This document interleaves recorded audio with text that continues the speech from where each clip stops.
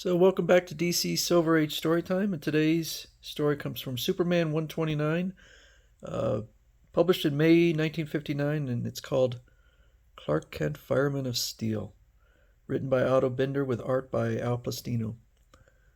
I can easily blow out this fire with my super breath, but not in time to prevent my fireman costume from being burned to a crisp.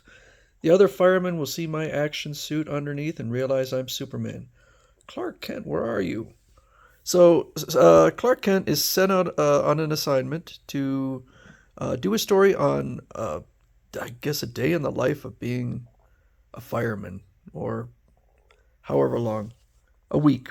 So the fire chief says, "I have to obey the mayor's orders, but I don't like it, Kent. You, your, uh, your reporters think being a fireman is child's play. My crew has had enough troubles every day, and you'll only be in the way. I'll be careful, Chief. I'll put on my uniform and I'll be under your orders like the other men." So the chief decides he's gonna screw with Clark Kent because he doesn't like it. So they get called out to a fire, and the fire chief says, "Kent, my other men are all busy. Rush in the burning store and see if any people are trapped." He's such a coward, he'll disobey my order, and then I can fire him.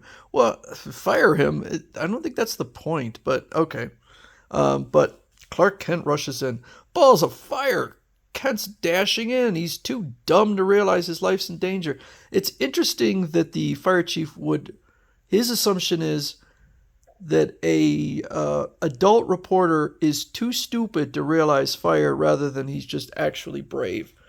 But it does burn off his uniform, and he manages to use various ways to put out the fire, and then discovers, oh, there's a fireman's suit in the next uh, building over. So he takes one, but he does say, "I'll pay for it later." "Looking for me, Chief? I'm safe. The sprinkler system was stuck, but started working by luck." Dumb luck, if you ask me. So I don't know. I think he's trying to kill uh, Clark Kent. But they go to rescue a cat and decide to send Clark up there, up the ladder. Again, if I were Clark Kent, I would just say no. But I don't know. So the chief says he'll fire him if he doesn't do what he's supposed to do. Um, and so when Clark Kent's falling, somebody yells out, because the ropes apparently are frayed. You could see they're frayed. And the guy says, "Kent, the net won't hold you. You'll hit the hard pavement." Gulp. Well, I mean, if he's falling to his death. Wait, why is he falling anyway? Oh, the ladder's stuck. Oh, it's just a series of unfortunate events. Like, if somebody's falling out of building, would people be yelling, "Oh, you're gonna the net's not gonna hold you"? I mean, there's nothing he could do except using his X-ray vision. He causes the top to pop off this hydrant, and it saves him. So, holy smokes, that fire hydrant accidentally burst open, and the powerful water spout will cushion your fall. You've got what a charmed life you've got. That chief he's dumb. So yet again, another fire. Look, the Superman Museum is on fire.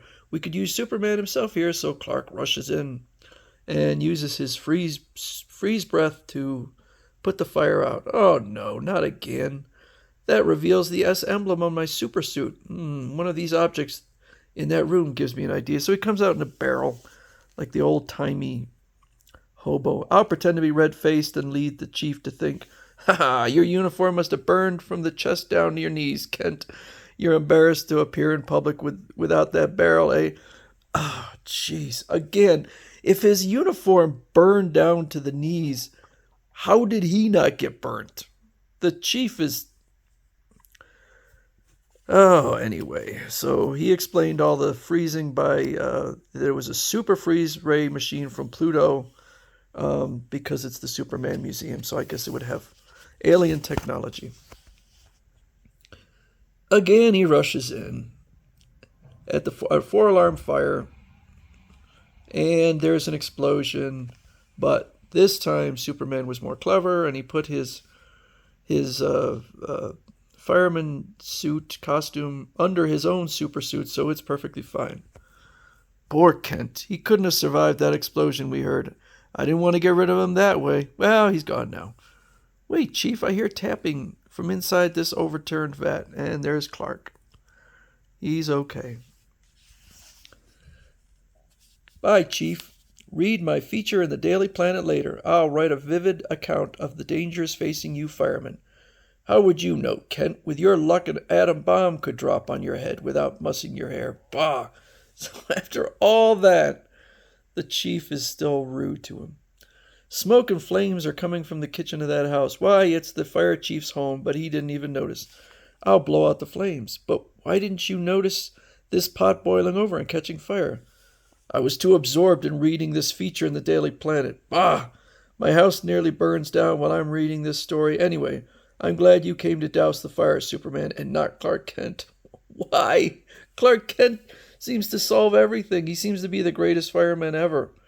If he knew the truth, he'd really burn up. All right, I'm a big fan of Otto Bender, probably my favorite Silver Age story. This one is dumb. This is, yeah, I didn't enjoy this one.